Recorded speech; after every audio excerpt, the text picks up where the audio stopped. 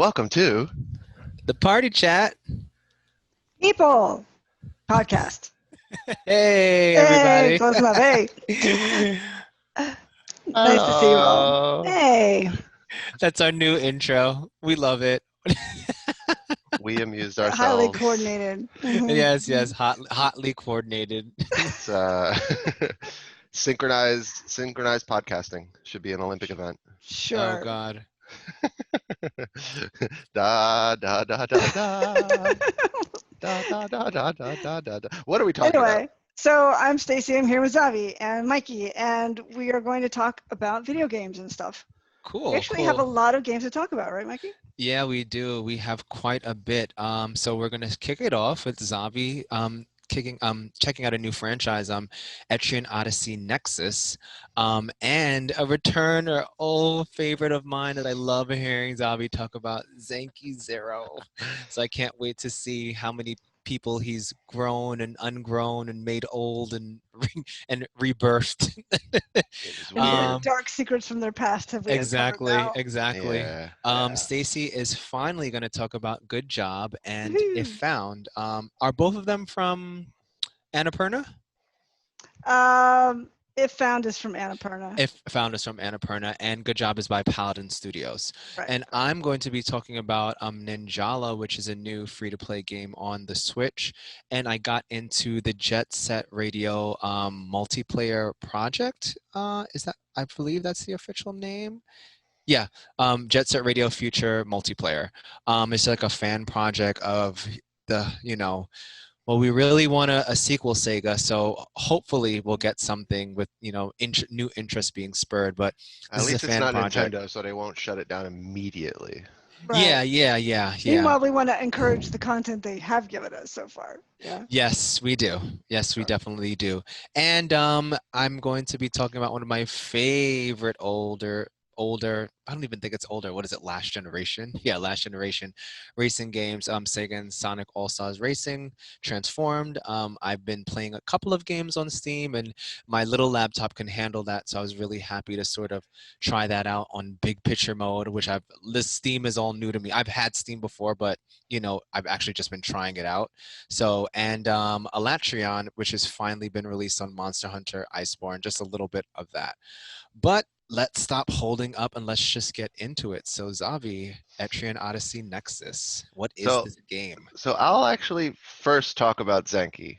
Oh, okay, Uh, cool. so okay. the reason I will say that is because in a strange way I think that like my appreciation for a game like Zenki, the first Persona, and some other games that have the aesthetics of this classic dungeon crawler type kind of like set the crumbs for me to enjoy Etrian a lot. Mm.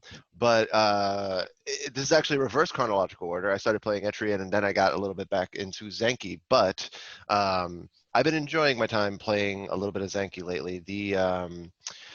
Got back into it because I was craving some like story centric stuff that was also like RPG centric kind of thing. And I still really like this game. I think that it's mostly about the narrative and the characters. Mm. I like the way that they play around with certain things, certain survival like aesthetics and wove that into like your classic RPG finding items in order to craft items kind of flow. I Mm. do think that it's a little bit confused almost from a design perspective where like if you really want to engage with those systems you'll go on like really weird tangents where it's like I need sharp lizard tusks so I need to go to this dungeon Mm-hmm. where I know there's a lot of lizards and just keep hitting them and try to grind those out in order Right. to upgrade this thing. Zavi, But it's quick not interruption. necessary. Yeah. Just quick interruption. I just maybe our viewers just need a reminder. It's like a cartography RPG game. So Zanki not so much, Etrian Okay. more. Okay. but Zenki has It's the like a first aesthetics of, person yeah, dungeon crawler. you're first person, you're going through these various dungeons. Each one is based on one of these characters, and the narrative setup is kind of brilliant. You start off the game and you're seeing one of the characters, Haruto, on a rooftop, like vaguely talking to himself about how like he made such a grave mistake that he can't live with himself, and he just commits Hmm. suicide. That's the start of the game. And then Great. like but then Yeah. somehow he's, instead of hitting the pavement, he's now in the ocean and someone's dragging him Mm. onto a shore. And then like you're here with all these other characters and you're seemingly at the end of the world. Very quickly you Mm. start to realize that you're clones. You realize that you don't know who put you here, but like you're the only ones who seem to be around. And part of the gameplay, a key part of the gameplay, is that every time someone dies, they are straight up dead. Not like your classic RPG, like they're down and you use a Phoenix down or a spell or something to bring them back. No, they're dead, but you pick up their X key, which has all their memories. Then you go back to the little machine that makes a little clone body, and now they are a child form of themselves.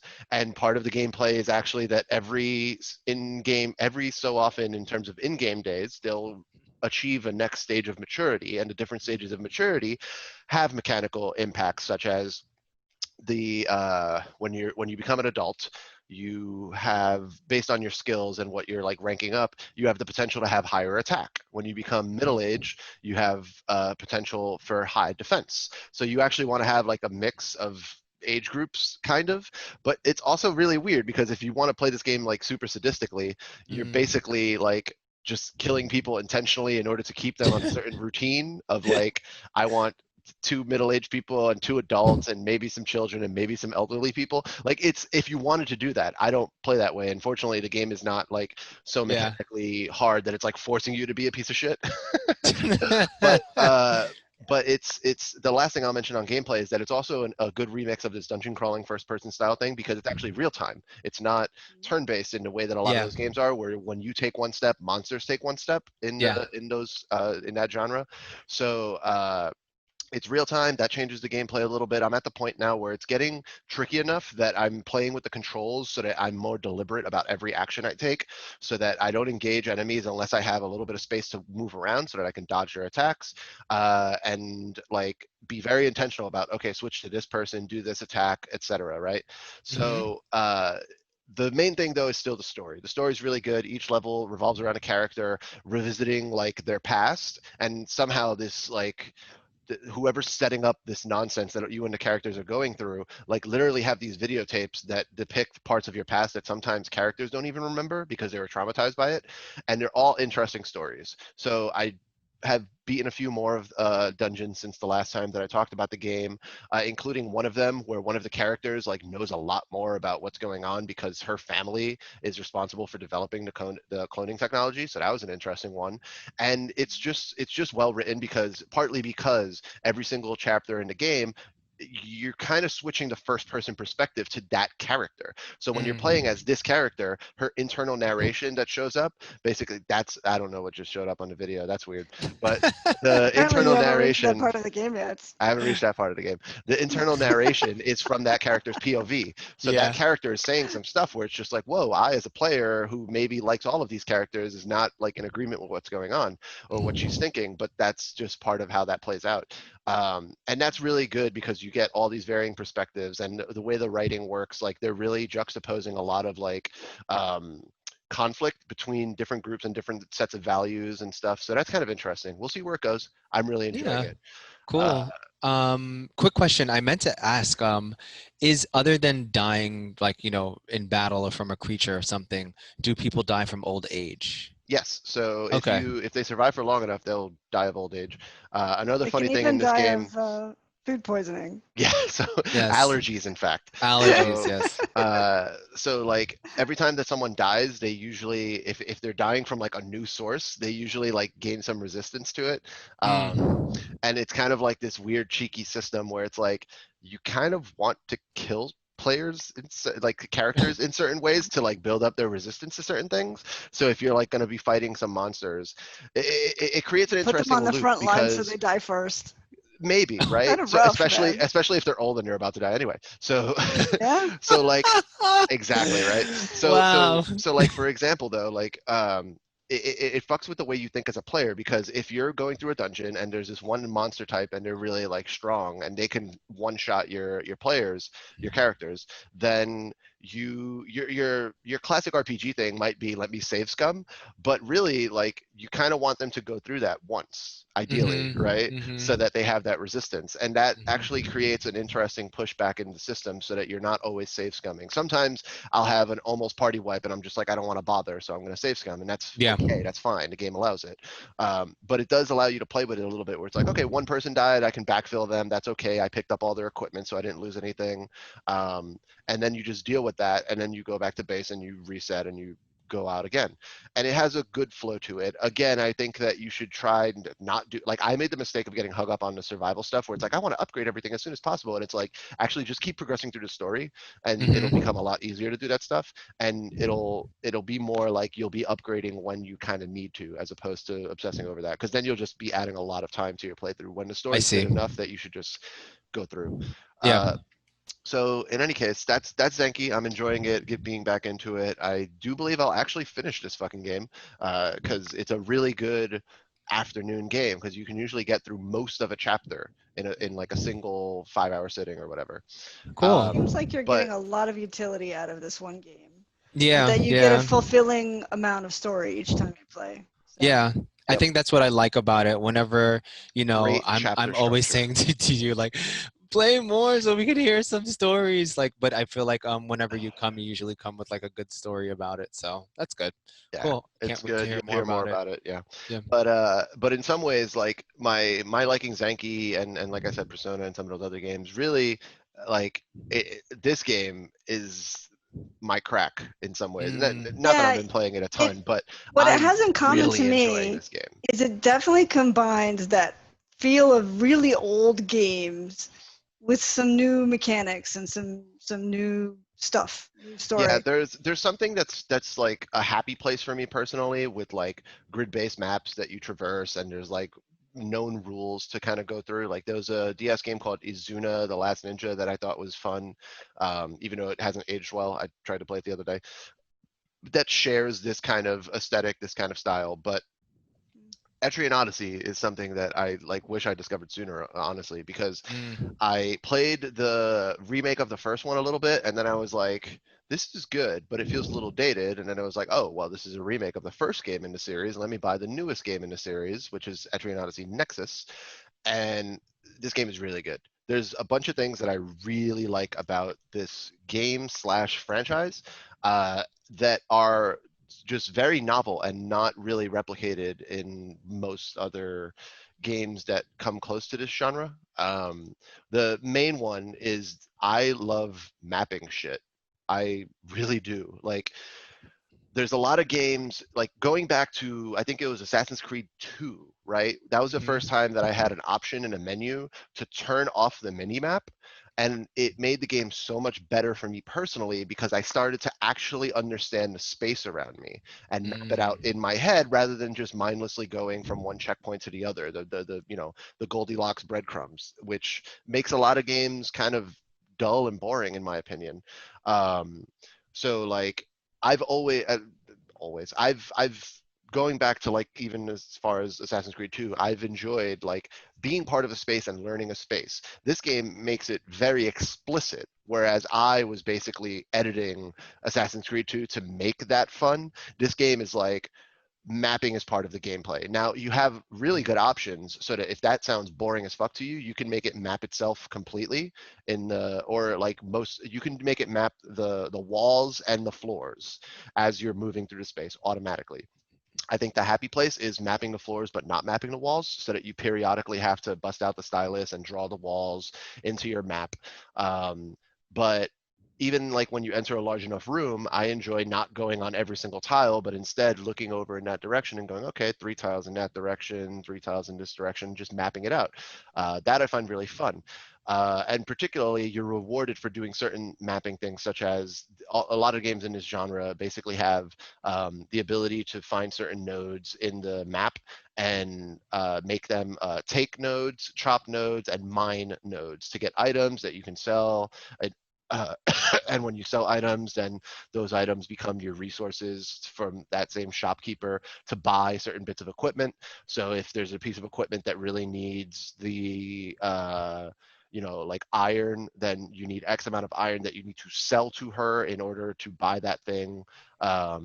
And with to go back to the mapping, you have to put a little icon that's like a pickaxe on the mining node. And it's not just that it's there for decoration. If you put it in the correct location, it actually fills in or out, or like it changes its look based on whether it's ready to be mined. Yeah. So there's a back and forth mechanical dialogue with the player where it's not just like mapping for mapping's sake, which can be fun, but it's also like mechanically rewarding to do that, which I Yeah. think is crucial and important. I The other thing, go ahead. I played Persona Q, the first one, because I no longer have a 3DS, but Persona Q is sort of like this, was the spiritual successor to the Etrian Odyssey franchise, or I guess the side game, I More would of an say, because offshoot, yeah. yeah, excuse me, that's a better vocabulary, offshoot. So it was that same developer putting a Persona skin on it, and I found it to be actually quite nicely. I remember asking you, like, everything about the game looks pretty much similar. I know some mechanics are different, but like, how do they handle the battle system? But I see Right. that the battle system is sort of similar, but you're right. Like, just like putting things on the map, you mapping it yourself. You're a little bit more hardcore than me, Zombie. So I think there was some things that I automated, but definitely like finding that space, exploring the space, and then I think with Etrian, it's more of a fantasy world, right? Yeah, it's more classic fantasy, Yeah. but more of a Japanese flavor of fantasy, like your Yeah. classic anime fantasy kind of thing. Yeah, well, Um, Persona's weird. So, the first level was like maybe under a big top, and then the next one was like, maybe an amusement part that you're going through. So like they always weirded it up. But yeah, again, like really interesting game, and I wish these games would come to the Switch because I no longer own a 3DS, but I think would they be super cool. belong on the Switch. In particular, like the fact that the Switch has a touchscreen, I think could go a long way here Yeah, towards yeah. being the best of all worlds. And I do expect that that's what those developers are going to do. The only thing is, it's worth mentioning that this is actually a franchise that is sufficiently niche that we have probably a year or Mm-hmm. two to get it in the States, to get Mm-hmm. localized. Mm-hmm. But in any case, the two other things I want to chat about real quick about this game is, one is the fun of playing as a guild instead of a hero or a particular set of parties, because in Etrian Odyssey, you register characters to your guild, and that's what you're really playing as, is your guild. Mm. And there's a ton of classes, and you can bring 5 people into your party when you head out, but like you name the character, you customize their appearance, and obviously you choose how to level them up. But it There's classes, right? Yeah, there's Yeah. classes. Okay. So like I've made Mikey in my game, I've made Stacy in my I hope game, I'm a I've magician. made Steve in my game. You're kind of a magician. I'll send you a picture later. Okay. And like that's how I like the same way, like with XCOM, that you would do that. Yeah. That's really fun because you feel like you're playing as this whole group of people, not just like 1 or 2 people, which is also true in Zenki. So again, Hmm. like there's something common, there's some common DNA here, I think, for these game Yeah. Yeah, designs. but the The difference to me is in Zinky, there's a lot of mystery around these characters, and you're Yeah, learning about yeah. them. I think that draws you Whereas, in. yeah, this one allows you to create your own characters. You have your own like imaginary lives that they're leading, yeah, which is naturally just something that comes Etrian's out of it. narrative is very straightforward. It's literally just like there's a thing called Idrisil, go to it, but also like you're gonna need to do a lot of work to become strong enough to even be able to get there. Mm. That's all it is, right? And you meet some characters and there's some decent writing, but it's a grindy game, at least the way I'm playing it, which gets to the last thing I want to talk about, which is, you know how rare it is to take a game and just put it on the maximum difficulty and then it's just good? Like Mm. for a Mm. first time player, that is fucking gold as far as I'm concerned. Like this game was designed, I think, with that maximum difficulty and then scaled back. Like I'm up to a boss now that is like hard enough that if I die a lot, I might dial it down, which you can do, which is good, to a slightly easier difficulty, and then just so I can progress. But like from the jump, every battle is interesting on the maximum difficulty. Like basic ass enemies are throwing status effects left and right, and you have to do the same. You have to start learning how to like Makes you synergistically engage with the party system members immediately. Like Yeah. it makes me genuinely feel like if I get into these games enough, I'm gonna be so bored of like Square Enix type shit, because they usually take 20 hours to teach you everything, and this game is just like, oh, you want to go on the maximum difficulty? You know how to deal with status effects and all this other shit? Have fun. So I'm super enjoying this game. I look forward to continuing it. I look forward to the next thing that this. Yeah, hopefully it moves to a system which more people own or Yeah, haven't I'm gotten playing on rid of. 3DS. Yeah. I'm playing my 3DS a lot. That's Or weird. 2DS. Yeah, Or actually, it's the 2DS. 2DS I'm using. Yeah. All right, cool. All right. So I'm going to pick up from there. And I'm going to start with Good Job, which also has an old school feel to it, even though it is super not traditional mechanics for a video game. The closest thing I could think of was the Untitled Goose Game, because so much of your time is spent annoying other people. I'm starting to get a trend from the types of games you like, Stacy. Hey, I'm not Art saying imitates about that. life, life imitates. Stacey's a consummate professional. Sure. Oh yeah, that's it. But the premise is quite simple, and it's laid out in a whopping 2-minute intro to the thing.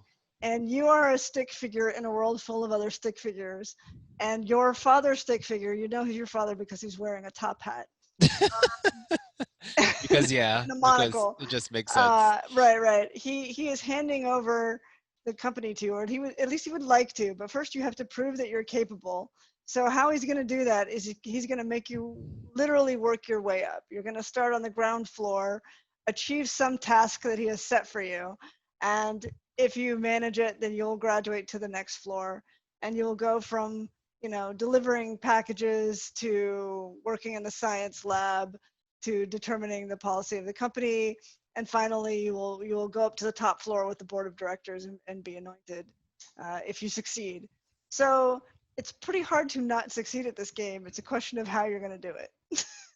I'm going to start sharing my screen with you so you can see a little bit about it. So yeah, you can kind of see this is your stick figure world. You've got various floors that people are going up. And so part of what makes this fun, let me just pause right back there for a second. This is some of the ways that things can go horribly wrong, right? You can put water on the floor for people to slip on. The research department has been working on this strange pink goo, which has properties that can cause all sorts of problems. But even basic things, like if you want to plug a power cable in to something, now you've got this cable running across the floor, which is strangely elastic, and you can use it to slingshot things around the office. And I think Of we course. have to mention it before we go any further. Co-op. Oh, Yeah, that so sounds great. the way I would recommend to play this game is play at least one level by yourself, so you kind of understand the concept of how it works. Okay, I'm going to pick things up. I can water stuff and use a mop to clean up messes, and but everything I do breaks stuff, and actually that's freaking hilarious. It actually tells you the value in money Yeah. of how much you are wrecking in this office, and that's part of the fun. You can actually go for maximum damage if you prefer. That is one of the ways How to much does it cost to wreck a person? No, I don't think you can kill anyone in this You game. cannot kill kill, people. You cannot just kill wreck. people. Yeah. Wreck It'd be doesn't funny. necessarily mean kill It'd be pretty funny zombies. if it was like, oh, the settlement for that person. Yeah. Right. The people are impervious to damage. You can annoy them, but you can't actually kill them or even injure them. And aesthetically, one of my favorite things is that no one says anything to you about what you're doing, No. cause you're the boss's kid. Right, exactly. And the best part is, no matter how much damage or how much you trouble them, at the end, they're like, "Yay, good job!" And literally, the words "good job" with like fireworks explode on your screen to explain how awesome you are, no matter how you got there. I mean, Oh, literally, your wow. job is to plug in a projector, and they're like, "Yay, you did Good Good it!" job. job. And then, So Stacy, what is the I guess progression for this game? How do you progress? Well, you literally, as you complete each job, you're promoted to the next level above. Of course, So there's because one where you're good trying Failing to, job. upwards. right, you're trying to Game. put a machine back together, or you're connecting the Wi-Fi, or you're, you know, I don't know what this guy's doing, using a wrecking ball.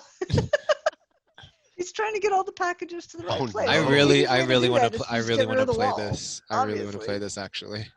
So you can't attempt to do this the straight method of trying to do as little damage as possible and be nice to people, and you will get an A on one of the three ways that you can win the game, and you'll succeed.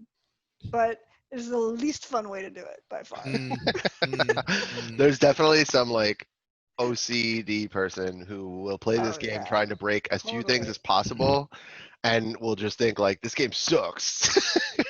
Mm. Because it's just so easy to just wreck the place. Yeah, Right, but I mean, if you exactly. come in with that in mind of like, I have my OCDs about certain things, but I'm like, okay, this Yes. game actually looks fun. If just like, all right, let's just destroy shit and call it a day, and like, Right. it doesn't matter because I'm gonna get promoted. So hey, Hey, if you want to be OCD, I would actually recommend do it the other way around. Try to Destroy destroy everything. uh-huh. And also there are these little things that you can pick up along the way that they're nothing but aesthetic objects that you can wear. You can put on a backpack or a hat or a pair of glasses Hmm. or some silly boots. And towards the end you can put on a dragon head or a space helmet. It just gets more and more absurd. And some of them are like a set too, like Right. you have like the medieval helmet and then like the shield. Yeah. It's very cute. So like you could concentrate on actually trying to find all those cute little objects that you can wear. Stacey was by far more excited about those things than like any of the objectives. It would just be like, Yeah, we can wear that. Let's go. Like How we have do to find out how to get it, how which do is I like a mini get puzzle. how So do I yeah, get yeah. that aquarium to break open so I can get those butterfly wings? It's really important Oh, to me. okay. Yeah, yeah, yeah. Cool. Yeah, so it's a fun little game. It doesn't take a whole long time to play. In fact, while searching for videos, I found somebody had completed the whole game in 35 minutes, Oh, which wow. Okay.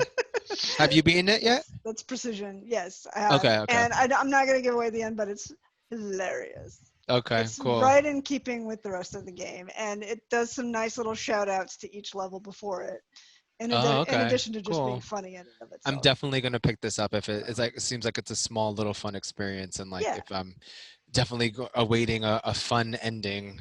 Right. Yeah. The Yep. only downside is it's only available on Switch. So if you don't have one of those, you cannot play this game, Mm, unfortunately. hmm. it'll come to Steam soon. It'll get Yeah. there eventually. It's just too good not to. Yeah. Yeah. Yeah. So the other game I played is a little bit more available. It's on iPhone, on Mac, or PC. You can pick it up on Steam. It's called If Found ... And you really want to include the dots, otherwise you may have a difficult time finding this game by searching for it online. Right. It's unfortunate it's not on Android yet. I don't know if that's in process. It doesn't immediately appear to be. I hope it gets there because it's really felt good playing it on a handheld device. Because, and I'll change my screensaver. The concept of the game is that you are looking at or using a notebook that was left behind by the main character. Mm, Right. This is a diary of their life, and because they're an artist, they've drawn all over it and given you an impression of what their world is like. And it says if found, return it, but they don't really want this notebook back. In fact, eventually you realize that you're not actually a third party who found this notebook. You're the original character erasing everything in the notebook because it was such a painful part of your life. You've decided to try and forget it.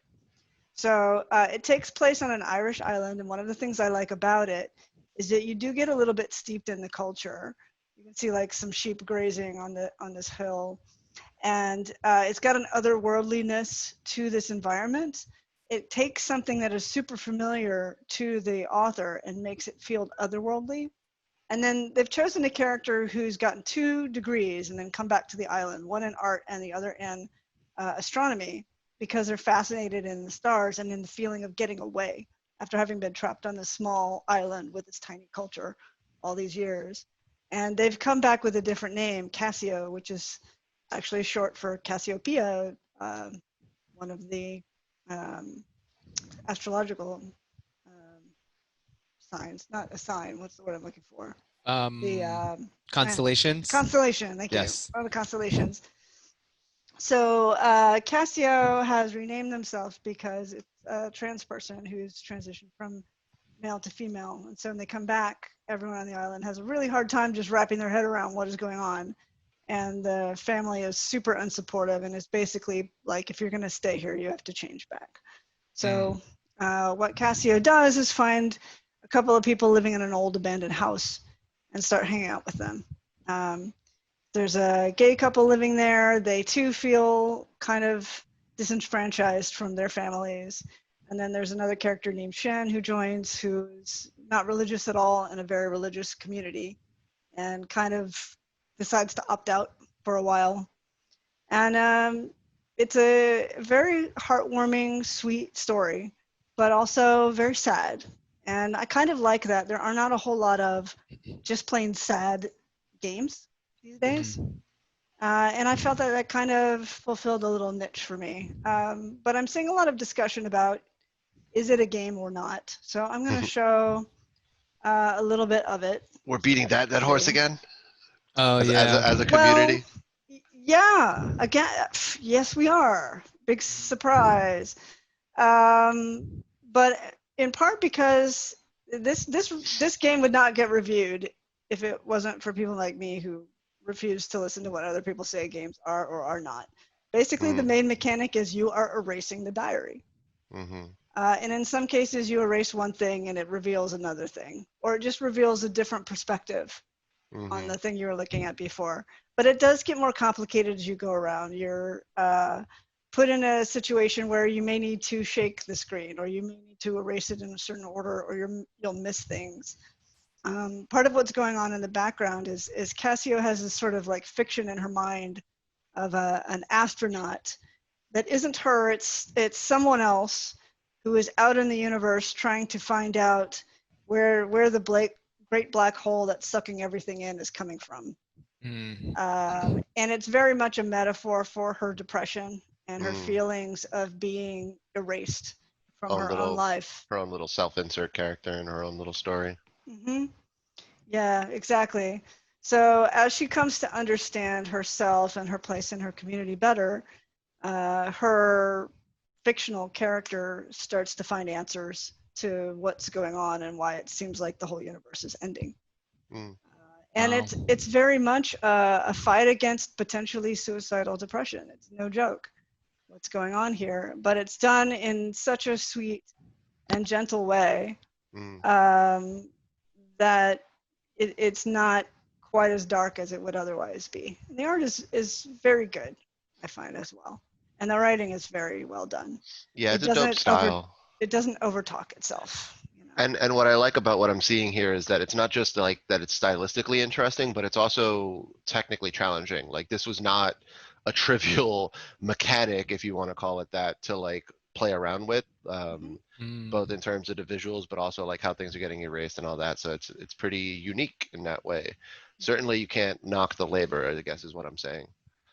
Right. Yeah, it definitely has a distinct, unique look to it. Yeah. Wow. Interesting. And so you're two people playing this game might get more or less the same story and have more or less the same emotions, but they might interpret it quite differently. And I think that that's not a bad thing in this case. How long was it?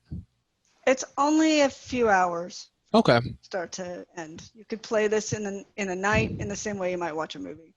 Oh, cool. All right, cool. Reminds me a little bit of Florence in a way. Yeah. It is a little dark though. I found myself putting it down a couple of times because it was like, geez, you know, this is rough. I mean, those are some of the best narratives when you genuinely just have to like pause and just be like, I'm just going to absorb that and sit with this for a little while. Yeah, for sure. Wow. And it's on iOS? Okay. And also PC and Mac. Cool. Don't happen to have an iPhone. I do recommend it. Is this the first game from this developer?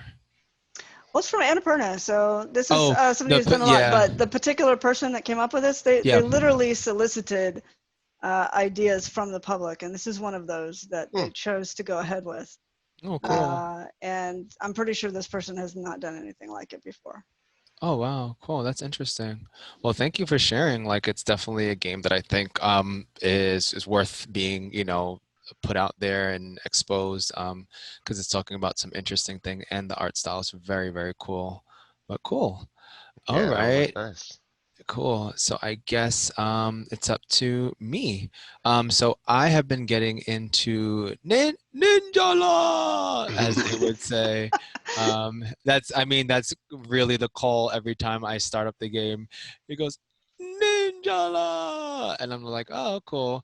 And what's immediate about this game is that the art is striking, as you can see. The art is very striking. It reminds me a bit of another game that I like, Splatoon. So it's a free to play game that I didn't know was coming out. It kind of just sort of I kind of found out about it a week before it came out, and it's online. There is a single player component. It's $5. I think that was the intro for like the month or the week it was out. I guess it went up, but I bought the single player for a little bit. And then Who's the there's a dev on multi. this? The dev is Gung Ho Games. They Hmm. made. I had the information because they actually made some games that I was like, oh, you guys made some games. They made Let It Die. They made Teppen. They made Puzzles and Dragons. Just for like some things. Ah. And they made all of the Grandias Oh, and Grandia. Galaxy the free to play version that's on the Switch. Hmm. Yeah. I don't know if you've ever played that one. But anyway, so it's cool. So it is a sort of arena battler. At the moment, there's only two locations, a sort of moderately sized one that's like an arena, and then a large scale one where you're sort of in a city and you can climb up buildings. So you can customize your ninja, anything you want. And there's a mechanic where basically you have gum and a weapon. So there's three types of weapons: sword-based weapon, ranged weapon that sort of simulates a yo-yo, and then a hammer. Hmm. And they're cool so that you can have like sort of you kind of think of like those foam hammers you would get at like a discovery zone or something.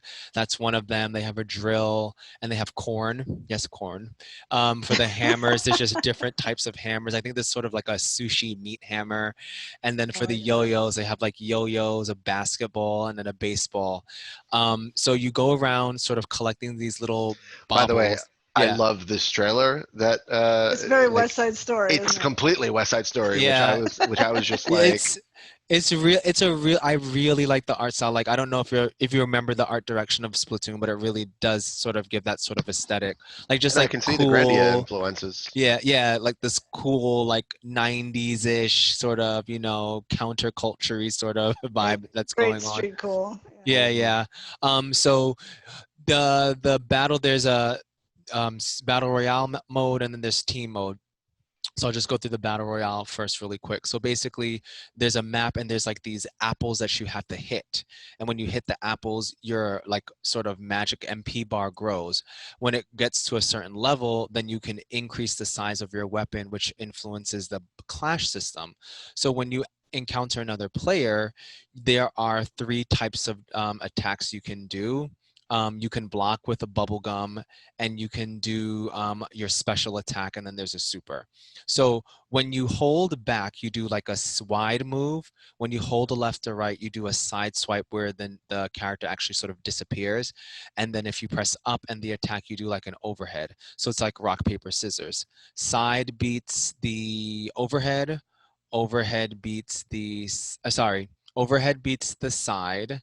Side beats the wide attack, and wide attack beats the side. Or Do if they I'm getting this have correctly. do But they have It's generally like different? rock paper scissors. yes, rock Yeah. paper Do they scissors. Yeah. generally have different like startups and recoveries like per Yes, the so class types? the hammer is definitely the slow type and the range is slower.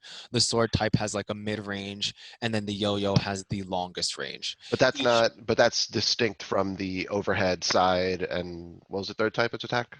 I don't recall. like wide attack. Okay.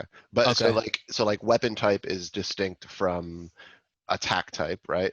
No, so the weapon type it deals with like range and special. So that's what I was getting into the secondary attack.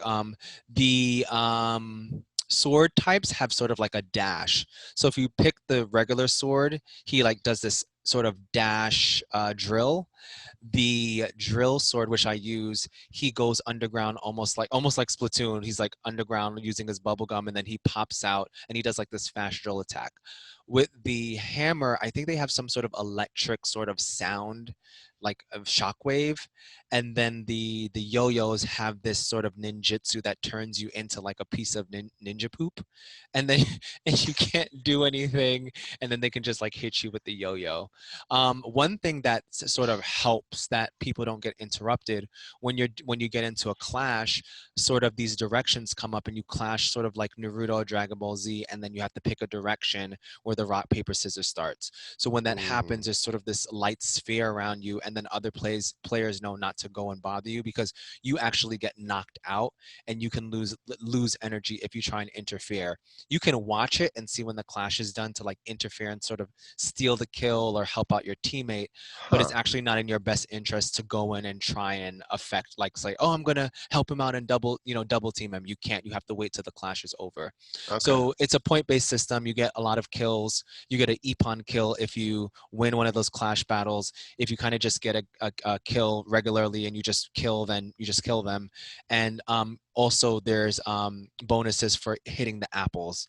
So at the end of the match, you get your score, and then there's almost like Mario Party. There's the bonus sort of bonus section of the scoring. So they say who hit the most apples or got the most points from the apples, then they get like 500 points. And then they say who got the most Epon kills, then they get 1,000 points. And this actually kind of changes the game. When a player is really good, it's usually the top players. But there's been times where I've been in 5th place and gotten the most Epon kills and jumped all the way to 1st, or I've gotten the most apple kills, apple destructions, and gone all the way up to maybe 2nd or 3rd. It's fun. It's a little messy, but I really enjoy it. There's a season pass that I invested in, and I also played the single player. The single player is okay. It's more of a way to sort of teach you a little bit more how to play the game. They have some AI in there, and you earn specific coins. They have an economy in there of like, And you said it's what, $5? yeah, the single player. And it seems it's not like it's going to be broken down into chapters. So there's like gold Jala, silver Jala, and bronze Jala. The gold Jala seems to be the most like coveted form of currency, and that's used to also sort of, you have like ninja card slots to affect it. So like do more damage during a clash, or get more power from an apple, or you get a bonuses when you're hiding from someone. You can run on the walls, you can use your bubble gum, and as you increase your MP bar, your bubble gum gets bigger, so you have more of a defense meter. So it's super cool. I've really been enjoying it, and I definitely am going to continue to play, at least for the season. Like, I'm just kind of going through it and seeing how it is. You started talking economy though. In purchases? So I did do the pass and got like some Jala. All of it is cosmetic. All of it is cosmetic. So you don't need it to play well. No, Well, you were the talking about there being the things only that thing is increase there's their only thing is that there's 4 like equipable spots. Mm. If you play the game like regularly, you'll get the first slot because you'll have enough Jala. No, I think you get the first slot anyway. Then you'll get enough Jala to get the second slot. The third and fourth slot cost about 200 gold Jala, so you're playing for a long time to get that. And Okay. if I'm not mistaken, you can't buy that. I don't think. Right. I don't think you can buy that. You're saying that it does the classic like season pass thing. So like everything in the free track for everyone might include Jala, but everything in the premium track is all cosmetic. Yeah. Got it. Okay. So yeah. I will say it's such an interesting combination of like, we're going to use ninja tropes, like ninja swords and climbing up walls, but then we're going to combine that with bubblegum and super bright street clothes and attitude. Yeah, It's that's why I said so it weird. reminds me of Splatoon, and just like, we're going to do a first-person shooter, right, Nintendo? Yeah, but we're going to do ink and squids, and you're going to paint the I mean, battlefield, and it's just like, it this is does not going to go. work. Yeah. Well, And it then I does tried, go a and it's long great. way toward. Yeah, exactly. It does go a long way towards like making traditionally viral and successful like genres and aesthetics not be fucking annoying in terms of Yeah. like Yeah. the Call of Duty thing. I still enjoy Call of Duty, but like I hate how militaristic that whole thing is because Yeah. it creates a certain kind of dude bro. Yeah. And so like I love what Splatoon did, and if this is in the same conversation, I definitely want to Yeah. try it out Yeah. soon. Yeah. Yeah. It's kiddie, and that might not get people, but like you're saying, sort of like um breaking away and sort of doing like these genre mashes to sort of like, if the aesthetics is something that prevents people from like getting into something, like giving it a whole new sort of facelift and saying, hey, try it this way. So And it's I super also cool. think that like with the this isn't Nintendo specifically, but Yeah. Splatoon was. But Yeah. with being targeted at a Nintendo platform, there's a certain design aesthetic that I like because they're Yes. trying to not make people be pieces of shit to each other. Yeah. Like people find the most simple ways to piss me off online. Like if you allow people to crouch, teabagging is a thing. Sorry, and like that's already annoying, Yeah. right? Yeah. And I think that Yeah. these games come from a perspective that disallows that sort of toxicity. Yeah. Okay. Yeah. Yeah. Even when you only allow positive comments, people can use them in satirical Mm. ways. Oh, Exactly. there's People are emotes. Don't assholes worry. in. Oh, There's emotes. I'm sure people are finding ways to be dicks, There's but emotes. like it's limited. It's limited. Yeah, yeah, definitely. For sure. Definitely. Yeah. The second thing I've been getting into is the Jet Set Radio Future multiplayer project. And this was made by Screen Racer, I believe. And it is a fan-made project of Jet Set Radio Future, because Sega is being mean and they're not making a freaking remake or something of this game, which I Clearly, find this should be incredibly a sad. democracy where we tell them what to make. I know. Well, here's the thing, They'll like, listen to right? us. Here's the thing. We bitched and complained about Streets of Rage, and we got a Streets of Rage 4 from the fan community, and Streets of Rage 4 was pretty damn great. I think Mm. it was a universal success. Like, that game, I think, really got its due. Mm. So I mean, hey, Sega, if you don't want to do it, like, let someone do it. Like, I think you have enough trust in the community to say, like, all right, let's see who's been doing stuff with this franchise while we've Mm. been working on other things, and let's That's a good trust them to point in make, terms yeah. of like there are examples of people letting go And of their Sega's been IP and doing that. great things Yeah, happening. Sega's been doing that. They did that with the Sonic 4, I believe, and Nintendo did it with the Zelda and Crypt of the Necrodancer. Like, Ah, Yeah. yeah, they've And been this kind of parkourish skate style, nobody. you see a Yeah, lot of who's that doing that? actually where you're going to find it is if you look up indie games. And yeah, I mean low budget college yeah, project indie games. yeah. That's where you're going to see it on mobile stuff. There was Mm. People want a this. They're game just that not came out getting it. on PlayStation. I forgot the name of it. That sort of was like sort of invoking this sort of idea of it. But anyway, back to the mode. So like, it works. Like, I went on, it works. I had to turn down my settings a little bit on my little laptop, but it totally works. You plug in your PlayStation controller and it automatically maps, and you can go into Shibuya Square and just skate around. It's Nice. super cool. They have quite a few modes. You can go on online mode and offline mode. When you go on online mode, if somebody's on, they just, click onto your server and they're there. You can do free mode, go around whatever level you want, graffiti, do some like random challenges to unlock characters. There's quite a few modes. So there's taggers where you spray each other's backs. You can do it in Mhm. team, you can do it in solo, you can do it in a respawn mode. There's flag battle where they just put random flags all around whatever your environment are, and you got to race to get them. Like I said, there's free mode, and then Oh, there's that's cute. challenge mode. So there's challenges associated in the free mode. There's horde mode where police come after you, and I believe it follows the same mechanics as a game. So you just have to either graffiti the police, graffiti them in their back. Noise reduction, where they have these noise like containers all over the city, and then you just have to destroy them. Graffiti, jet graffiti, where you just mark up the streets with graffiti. Jet crush, where you race to tag against a fellow person. I think it's also co-op as well. And then Last Stand, where you just sort of fight police in the Last Stand person last standing, obviously they win. Mm. It's cool. I implore you guys, like, download it, support. There's a Patreon for it. You know, if Sega's not coming after him, like, good on him. Like, it's a really cool project. So definitely look into it. It Um, sounds dope. yeah. The It's super dope. You know, I Super, would it's super, funny. super say, dope. What we see is the major game makers wanting to put out more traditional, like Hmm. games about roller skating or skateboarding, and they're kind of falling a little bit flat with the community. What they Yeah, want is the equivalent of a driving game where you can like crash cars into each other. They yeah, want something a lot more yeah, dynamic and playful. well, yeah, yeah, it's an arcadey take on it. You know, we know that yeah, they're I think Skate's getting revived. Session is a thing that is still early in the oven, but you know they're making it. yeah. But like an arcadey version of this sort of skating type of thing, not so much. Yeah.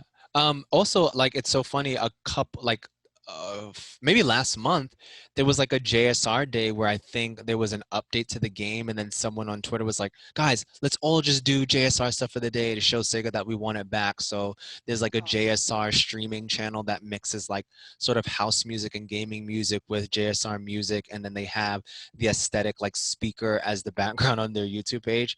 Like, it's a thriving community. I hope Sega pays attention and we can get something. But speaking of old school games, Sega games, I wanted to kick into something quick. I have my Steam account, like I said, and I've been trying Sega and Sonic All Star Racing Transform, which I still to this day is a superior game to Mario Kart. It holds up. It's still great, and I didn't even know the PC version added characters for Sega's PC franchises. So, Football Manager is a character. Um, What? yes, Football Manager is a character. You can go on Steam and look at the trailer, Zavi, if you want. It's there. They have from Rome Total War. There's a character, and Mongolians. then there's two other Sega franchises that I don't remember that are on there as well. But it's super cool. Um, it's such a great game. Like the mechanics are cool, the music is cool. If Like, you had to try to pin down what it is that they did better than Mario Kart, is there an easy answer? I think the powers are less bullshit. Like, I've actually been playing quite a bit of Mario Kart, and playing that game online, it is super frustrating how you can just get fucked The in rubber no banding is too time. Like The harsh. like it's just crazy. the randomness is a little too random. Yeah, but with Yeah. Sega, it's like if you are skilled and you get up front, there are some things to in the way the powers manifest themselves. In Sega and Sonic All Stars, I believe like if you're in second or first place, you can get your superpower. Like they have like an all-star power. You can get that. And I'm like, wait, what? And I don't think it's too like, and their like blue And it's not turtle, OP. yeah, their blue turtle is like a swarm. So you'll send these wasps into the front randomly. So if you run into it, it'll slow you down. But also other people have to avoid it. So it's like if you bust all of them as first player, you slow down, and then the second player comes. But if you didn't bust enough, then the second player slowed down as well. So it plays a little bit better with the balance. So Mm. I'm really enjoying it. And lastly, just a quick, because of COVID, Monster Hunter, their updates have been staggered, and they announced like this elemental dragon, Alatreon or Alatreon. He's finally here, and he is Modifaka, as they would say, Morifaka. Modifaka. It's a super, super fun, challenging battle. There is a damage check in the battle where you have to do elemental, which I know a lot of the community is a little bit annoyed with. But it definitely has changed the meta of the game because the game has been sort of like a status effect and a heavy attack sort of mode, and now they're focusing on elemental. You have to do elemental specific damage to this monster, and if you don't, he does like a Nova attack that wipes the party. And a lot of the community really isn't. I don't know that they're understanding. Like, yes, that blast and poison weapon you've been using, you can't use it anymore. So it's been good. I beat it, but it's still challenging to find like players who are like, stop using that, stop using that, But Matchmaking with randos. yeah. But it's been fun. But other than that, that's what I've been getting into. So I think I am done. I'm all set. All right. So We have I all think been busy bees. we've all We been busy have bees playing been. many things. We have been. Cool. Yeah. It's So nice that during the pandemic there's still plenty to do. That's makes me happy. Yeah. I feel like there's someone needs to make a rap song about this. Like Lupe Fiasco has hip hop saved my life. Like there needs to be like video game saved my life, and it's all about like COVID. And it's just like I'm didn't sure too. I I'm didn't sure go too fucking mellow. crazy. I'm sure too mellow has something out uh, soon. yeah, no, Okay. gaming's been good. Gaming's been Yeah. good. Yeah. All right. Well, I think we're almost just about done. Yep. Yeah, I. I think we Yep. are good. That Yes. wraps up episode 67. And you can find us on our socials on Twitter, Instagram, Facebook, and we will see you guys on the next episode. Okay. Bye bye now. Laters.